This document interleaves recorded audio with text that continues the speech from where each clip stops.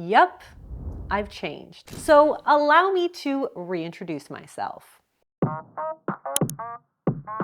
Hey everyone, I'm Abbey Sharp. Welcome back to Abby's Kitchen, outside my kitchen, because we're going to do a little real talk today. But I have been a content creator for over a decade and a dietitian for even longer. And currently, as of 2025, I've posted a whopping 725 videos. And that is just on YouTube. I've also posted thousands of pieces of content across TikTok, Instagram, my blog, and now my podcast Bite Back, and I have been interviewed or written for hundreds of media outlets. My loyal subbies who have been here since day one have really seen me grow from like a hopeful 27-year-old filming cooking hacks in her kitchen with bright red lipstick and cute aprons to a mom of two and full-time entrepreneur. And for that, I am really, truly so grateful. Thank you so much for your continued support. But I also know I've got a ton of new faces here as well, which means it's time for a reintroduction. And not just a reintroduction, but really a reminder of what I stand for. Okay, before we dive in here, folks, let me talk to you about my sponsor today, Element. So I actually first heard about Element from a lot of my sports dietitian colleagues. They all swear by it for its science-backed electrolyte ratio. So it's got 1,000 milligrams sodium, 200 milligrams of potassium, and 60 milligrams of magnesium, and it's got no added sugars, artificial colors, or fillers. Now, we all know that electrolytes play so many crucial roles in the body. Like, it supports everything from nerve signaling to hormone regulation to nutrient absorption and of course fluid balance. So Element's really been such a staple in my routine for many years now. It got me through breastfeeding and like always like intense summer tennis sessions outside, long travel days, like even an occasional hangover. And one of the medications I take definitely does leave me a little dehydrated. So my doctor actually recommended using some electrolytes to help combat that. And the thing I love about Element is there's just so many different flavors to like cycle through. I have been on a mango chili kick like since the start. I love the spice, I love the sweet, but in this like summer weather, I am feeling the watermelon right now. But the great news is there's so many different flavors, so it's easy to mix it up. And right now, Element is giving my viewers a free sample pack with any purchase. So that's 8 single serving packets for free with your order. They also have a no questions asked return policy if you don't love it. So to grab yours, go to drinkelement.com/AbbeySharp. And again, this offer is only available through my link. That's drinkelement.com/AbbeySharp. So if you look back at my like early content catalog, but hopefully not too early because it's kind of embarrassing, but you might have seen that I kind of tended to lean more heavily into the anti-diet message. You know, that all weight loss diets are bad and that dieting is basically disordered. And honestly, that's likely because I was coming into my career having been freshly burned by orthorexia, very much aware of its sneaky traps and signs and red flags, and very passionate about protecting others from falling victim. And just because of the way that social media works, once you make like just a few videos with a specific MO or perspective, suddenly that is your brand. Like, you are forced to niche down into a box, and therefore any nuance gets very quickly snuffed out. Thankfully, I am no longer new to the rodeo. At 37, I have had almost 20 years of separation from my ED days, and I have opened myself up to a wide range of perspectives from every corner of the scientific community. I have worked really hard at listening and understanding the root of a particular approach or recommendation before just shutting it down as BS, simply because it doesn't align with my experience or my previous bias. But that shift can be kind of hard for viewers and fans when we have all learned to see content creators not as people, but as brands with just one predictable beat. And that means that a lot of my old content doesn't always align completely with what I say now. Ultimately though, I am way more committed to being a good science communicator than a predictable content creator. And to do that, I've really had to soften my messaging to allow for much needed nuance and consideration. So today I really want to set the record straight and spill the tea on what I really think on topics like weight loss, Ozempic, health at every size, supplements, and so much more. Consider this my professional reintroduction. So grab a snack or a coffee, get comfy, and allow me to reintroduce myself. Allow me to reintroduce myself. Let's start off hot with weight loss drugs. Honestly, if Ozempic came onto the scene like 10 years ago, I probably would have fully written it off. Like I can already see like 2012 Abbey zeroing in on all those health risks without really weighing those against its efficacy. But what I understand today is just how important it is to approach these topics from a macro view with greater curiosity and empathy. Now with weight loss drugs specifically, I have learned that despite the risks and side effects, these drugs have been revolutionary in reshaping people's lives. You know, weight gain and weight loss are incredibly complex processes shaped by so much more than just food or willpower. So for example, genes or genetics can actually impact dopamine reward pathways and how intensely we react to food, which when combined with a hyper-palatable food environment plus socioeconomic factors, it can make sustainable weight loss feel virtually impossible. So GLP-1s work not just by stabilizing blood sugars, which does have an effect on weight management, but also by quieting the food noise that makes weight loss or even weight maintenance so damn hard. So from my perspective, I do see how drugs like these can actually give folks the mental space to fill with other acts of self-care and health-promoting activities because they are no longer hardwired to just think about food. That has got to be so freeing. Now, obviously, with all that said, just because I see value in GLP-1s for a certain demographic doesn't mean I think that they are for everyone to be using. There are very brutal side effects and risks. They absolutely can be misused. And when weight loss can be commodified, it does further stigmatize those who don't hop on board. And we saw many of these things firsthand in my Ozempic Diary series, where I followed a real life experience with Ozempic. And I 100% think it's important to talk about these issues that may or may not be mentioned amongst all of the drug's benefits. But being vehemently against Ozempic or seeing it as like an easy way out, as wellness culture seems to suggest, does far more harm than good. It's stigmatizing, ableist, and exclusionary, especially for folks who are already struggling to access care. So if you are able to improve your health, quality of life, and happiness with Ozempic, then amazing. We should all be happy for you. Next up, let's talk about supplements.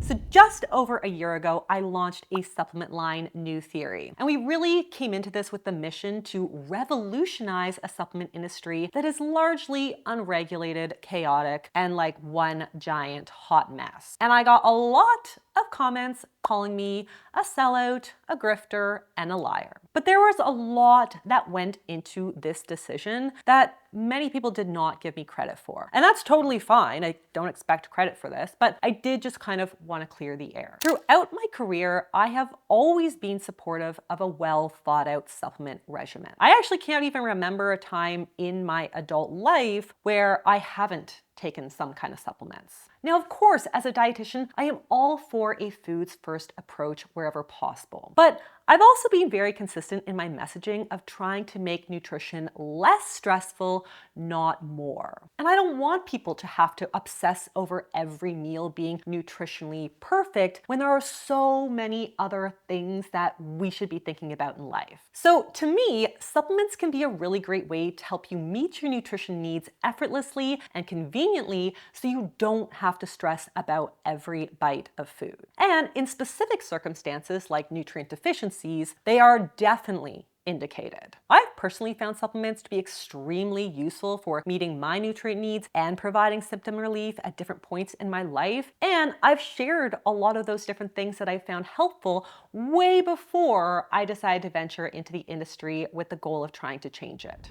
But with all that said, not all supplements are created equal. It is true that I have reviewed a lot of influencer and celebrity created supplements over the years. And in many cases, I've called them out. But my main pushback has never been all supplements are bad. It's because the lack of industry regulation paves the way for crazy misleading claims and ingredients that A, aren't backed by research, B, are provided in window dressing doses that are really too small for them to do anything, and C, are not third-party tested for safety and purity. And that's why all new theory products will always be third-party tested with results posted publicly, because we really do believe that that should be the industry standard. Ultimately, I will never ever tell you that you need a protein powder over like a whole food protein source. But if you find that supplements are a helpful way to meet your goals, then I want to provide you with the best options on the market. So yes,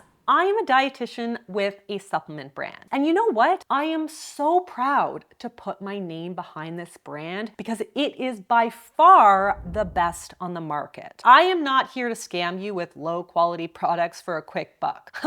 Honestly, we will be in a money losing scenario for a few years as these products are just so expensive to produce. But I'm just so passionate about this because I really do think that by creating enough noise, I can really help to revolutionize the industry and make it better and a safer experience for everyone. Okay, the next topic might ruffle a few feathers, but we're going to be talking about health at every size, aka HAES.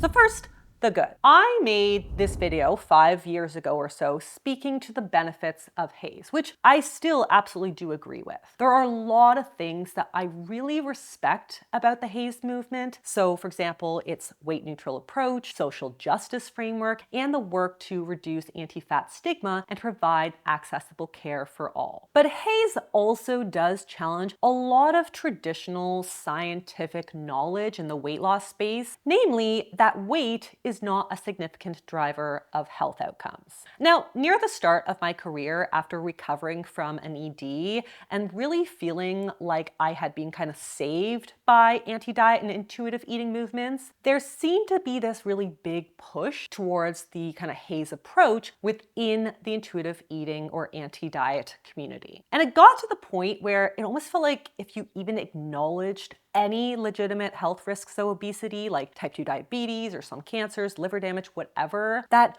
you were like a traitor because all of those things could actually be explained by the impact of weight stigma. You couldn't even say the word obesity without getting called out, which really gave way to like these very lengthy 20-minute long disclaimers in every video. It was actually a really stressful experience as a creator because I was just always worried about offending someone. But today, my perspective is a lot more nuanced. As I often say now, I support body autonomy and I want to meet people where they are. So for one person, a more weight neutral approach is going to feel supportive, whereas for others, intentional weight loss is going to be desired. I also don't censor science, so while it is true that weight stigma does affect health and around 10 to 25% of obese folks are considered metabolically healthy, which are core messages in the HAES spaces, we still do know that obesity and excess fat is a major driver of chronic disease. Research even shows that even a modest 5 to 10% weight loss can have significant physical health benefits, not to mention the profound effects on emotional well-being and quality of life. And even if you're losing weight for aesthetic reasons, who am I to decide that that is not best for you? Like, as long as it's not promoting harmful messages to the masses or coming at the expense of your health, it's really not for me to condemn. But when I see a very irresponsible what in a day video slammed with falsehoods and insanely problematic tips, I am 100% always going to take it down. Bottom line, I do think that two things can be true. We can fight for systemic change, kindness, and accommodations towards larger body folks, and we can fight for better solutions and treatments if people do seek weight loss as a way to improve their quality of life. So that's really where I'm at when it comes to weight loss today. Okay, moving on to a related topic, intuitive eating. I have made a lot of intuitive eating content because it's really an evidence-based framework that has been truly life-changing for me and also so many others. But in my early days, again, when I was probably a lot more caught up in kind of the more strict anti-diet HAES community, I think I likely presented intuitive eating as something that everyone should be able to do because it's an innate skill. And that was probably unfair. So like when people would say to me, well, that doesn't work for me, I would default to the commonly cited explanation that it's because you're still stuck in diet mentality. So if you want to learn to eat intuitively, you have to stop wanting to lose weight. So this of course means that while intuitive eating is often idealized, it's by nature very exclusionary. Like it may be innate in a vacuum, but out in the real world, it actually requires specific physical, psychological, and environmental conditions that just aren't accessible to everyone. Not only does it alienate folks who do desire weight loss, but it may also just not be appropriate or possible for folks who are neurodivergent, managing an active eating disorder, have trauma history, are food insecure, or are taking medications or have health conditions that mess with normal appetite signaling. And I'm really just scratching the surface. I now have a much more moderate approach to intuitive eating. Like I really do think that all the tenets can be incredibly helpful, but you don't need to subscribe to all of them to get value. Now that's not to say that we should pick and choose the principles to the point where we are fully representing its values and calling it intuitive eating. Like I do truly cringe when I see wellness influencers share their 1,200 calorie weight loss diet and hashtag it intuitive eating, because that is co-opting an actual evidence-based framework. So that's why when I'm not talking about the intuitive eating framework as it was originally conceptualized in its entirety, I prefer to use terms like food freedom and body kindness, because I think we can make choices that support our goals in a way that still feels freeing, which is exactly the objective of my signature method, the hunger crushing combo. Now let's move on to my views on alternative medicine or fringe diets, or really any approach that isn't really backed up by science. In the past, I would be really quick to dismiss anything without hard evidence as quackery. Unfortunately, it is kind of the way that a lot of us healthcare professionals have been trained because we follow a biomedical approach. But the problem with strictly following a 100% biomedical approach is you lose a lot of people and a lot of valuable practices in the process. The absence of evidence doesn't necessarily mean that something is BS. It just means it hasn't been studied yet. And there are a lot of factors that influence research. Research is often funded and prioritized by what the dominant scientific community deems relevant or interesting, or what they can make money off of, which means sometimes it can take years before a traditional practice or a natural practice that has been used for centuries is even looked at for efficacy. But that should not automatically discount its validity. Just take lemon water, for example. I used to be so fed up seeing all these influencers making these outlandish claims about lemon water detoxing you or causing weight loss, or I would just roll my eyes and say that's BS. But I've since learned, and trying to hone some skills here, that when you flat out dismiss someone's beliefs or lived experience, they are going to tune out everything you have to say. It's not people-centered, it's not respectful, and you really never know if a person shares your worldviews or values. So now when I'm discussing something that lacks research, I try to discuss all of the possible mechanistic explanations for why something may or may not work, and then basically let the person come to their own informed decision. So with lemon water, I would probably explain how it is seen as a natural detox because it is basically water, and frame it just within how well it will move the needle compared to more accessible alternatives just like basic water. Now, it's important to note that there's a very big difference between alternative practices or products that are unlikely to do much other than waste your money and those that have the potential to harm, especially when they displace evidence-based treatments. And as a healthcare professional, my duty is to call out the grifters and make you aware of those very real risks. So while I am not against alternative medical practices, and I actually support many of them and believe in many of them and use many of them myself, you can absolutely still count on me to call out the raw milk or eating full sticks of butter or using celery juice to cure cancer. I assure you, folks, there still must be a line. Now, last but not least, I want to talk a little about my attitude throughout the years. So one of the first videos that kind of put me on the map was a review of Freely the Banana Girl. It was actually my first introduction to like the what I eat in a day format that everyone kind of knows and loves. For that, I was mainly doing recipe videos and like nutrition hacks. But I had so many people messaging me about her videos, and these were really young, like 13-year-old girls telling me that they had been trying to eat her incredibly restrictive raw vegan diet because she's beautiful and she's thin. She credits her diet to that, but they had become so physically and psychologically sick from all of her suggestions and tips. So when I watched it as a fresh orthorexia recovery, I was truly enraged. And people ate it up. Now, when I watched that video back, frankly, I'm a little bit embarrassed because I was a total and I own that. And unfortunately, as I alluded to earlier, the internet loves when people take a hard stand. So like snarky no BS Abby got big views. It's the same reason why this reaction to Gwyneth Paltrow's diet was my most viewed video in 2023. I get emotional and angry, and like people will click on it because they feel the same way. It wasn't that I've been intentionally snarky or acting out emotions I didn't feel, but obviously this did encourage me to kind of play up this persona for a very long time. But here's the truth. Anyone who knows me in real life can agree that I am a true empath. I am overly sensitive and I try really, really hard not to rock the boat. All of these people perpetuating diet culture are victims of the cycle themselves. And that means they deserve to be treated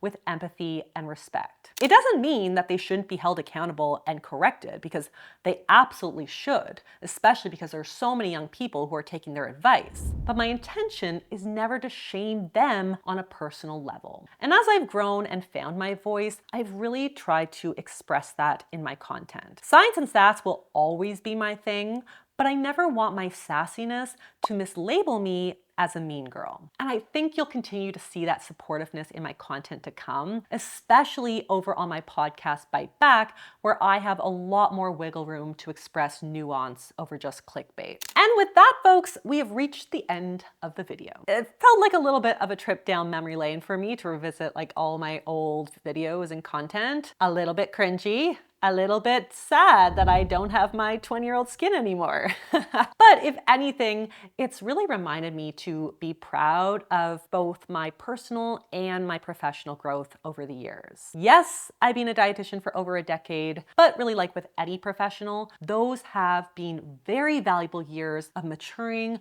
growth, and confidence as I've found my footing and truly honed in on my message. And with that growth has also come with a deeper sense of responsibility to share information, acknowledge nuance, and to show up with empathy. So if you're an OG, thank you guys so much for sticking around. And if you are new here, I am really, really, really glad to have you. There's some really exciting things coming down the pipeline soon. And if you want to learn more science-backed nutrition, I highly suggest checking out my podcast, Bite Back, every Tuesday. And I'll see you next Friday over here at Abby's Kitchen. Bye.